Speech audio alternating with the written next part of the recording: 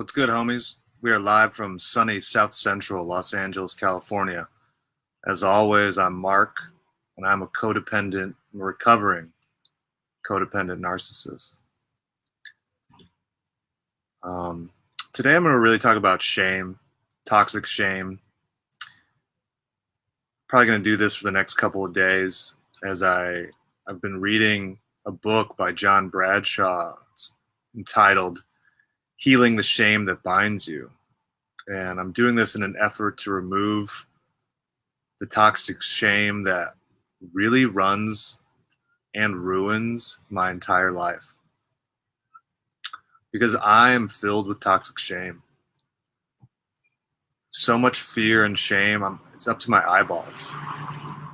And as I read more of the book, these live streams are going to have more passages that I pull from the book just to make it easier for myself and for others to understand what toxic shame really is and how it just stagnates and ruins lives. And why I'm doing this is because it's possible to recover from it. And I'm on that road to healing and recovery now, and I'm not there yet, honestly. I wish I was. I judge the shit out of myself for not being there, for not, learning fast enough or being able to read fast enough or understanding concepts or ideas. And I'm understanding that I'm painfully unaware of what I'm unaware of. So let's get into it. So there's healthy shame and there's toxic shame. And a human's sense of shame comes from their primary caregivers when we are children. Humans are the only animal that blushes. And blushing is the feeling of shame. Healthy shame keeps us grounded as humans. It's the basic metaphysical boundary for humans. It is the emotional energy that signals that we are not God. When we know our boundaries, we can use our energy more efficiently. Healthy shame allows energy to be integrated rather than diffused. We need to know from birth that we can trust the world. This trust comes from our relationships with our primary caregivers. As trust grows, an emotional bond is formed. Children need to trust their primary caregivers because children model their emotions and healthy shame from them. Shame can also become toxic. Instead of that momentary feeling of being limited, making a mistake, being less attractive or less talented, etc., a person can come to believe that their whole self is fundamentally flawed and defective. Toxic shame means I am the mistake. When this happens, shame has become internalized. Toxic shame is destructive and can ultimately kill us. Toxic shame lethally disgraces us to the point where we have no boundaries. We are totally imperfect. Any form of faulty or traumatic attachment with parents sets a person up for toxic shame. The child who is bonded to the parent will take on the parent's disowned or unexpressed feelings. Crushing a toddler's autonomy and purposeful will by spanking and shaming is the most damaging form of shaming that can be done. By puberty, the toxically shamed feel inherently flawed.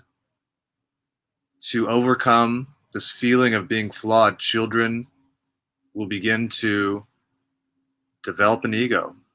It's a coping mechanism. Since being grounded in healthy shame is the permission to be human, toxically shamed children become polarized, trying to be more than human or giving up and becoming less than human.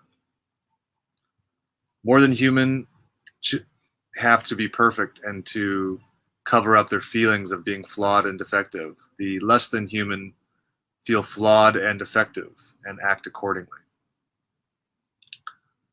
The good news is that you can recover, uncover, and discover your true self and your personal power, but you must be willing to come out of hiding and embrace your toxic shame. The failure to take action leads to stagnation and the development of neuroses, character disorders, loneliness, and addiction. Hell is never finding your true self and never living your own life or knowing who you are. Whoa. Like, so whoa. Whoa. This book is incredibly powerful. I remember reading another one of John Bradshaw's book a long time ago, maybe 10 years ago, and realizing that I was abandoned as a child. And when I got to that point, I thought I was fixed. I thought that was it. I had the thing that fixed me. I had abandonment issues. And I was so afraid of the rest of the book that I couldn't read it. I need to rebuy the book and reread it again because I know I missed out on a lot because I had so much shame. I didn't then, maybe 10 years ago, I wasn't even willing to admit that I was flawed.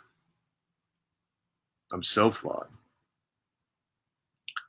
Because I'm also tired, man. I'm tired of not knowing who I really am. Like John Bradshaw said, I'm living in my own hell. I know that I need to be different, but I'm not entirely sure how, since I've only known how to be one way my entire life. I'm unaware of how to be any different. So I've really been praying to my higher power for help because honestly, a lot of days I struggle. Outwardly, it may look fine, but inward, there is a battle always raging within myself against myself. And I know this because when I go to parties, a lot of the times, I don't even know how to have fun. I'm just kind of like trying to have fun, or I use drugs to calm that negative feedback loop in my head, so I can just enjoy myself and I don't know, talk to other people. So really this live stream is about my own recovery and my own healing journey. I'm not perfect, far from perfect. I'm very flawed, very, very flawed. And only recently in my life have I even become grateful for just being alive. I embrace my flaws only as a way to own them in order to heal and recover from them. My flaws, my defects of character are not me. My toxic shame is not me. Changing myself is not about doing new or different things. This is acting, and acting is not growth. Acting just makes me conform in a better way to societal norms. I need to be different. Like Gandhi said, be the change. Emphasis is on be. Change your being. And this is incredibly difficult. Honestly, this is the most difficult challenge I've ever had. And now to realize that I have to go forward with this in a sober manner as well just became more difficult for a minute because I have nowhere to hide from myself. But like I said, suckers, I'm going all the way in this lifetime, no matter what.